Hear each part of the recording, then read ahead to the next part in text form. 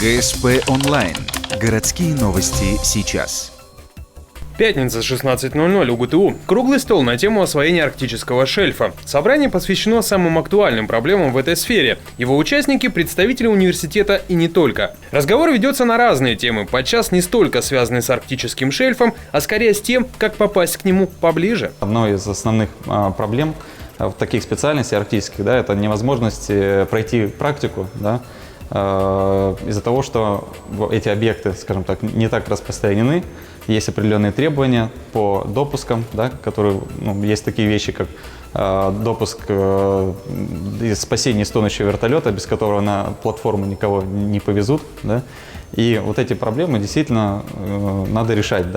Порядка 15 участников круглого стола высказывают свои соображения. Собрание проводится в рамках рассохинских чтений. Единственный нюанс – будут ли какие-то практические рекомендации по итогам круглого стола и попадут ли они в руки к нужным людям, а не просто лягут в стол. Вопрос с неоднозначным ответом.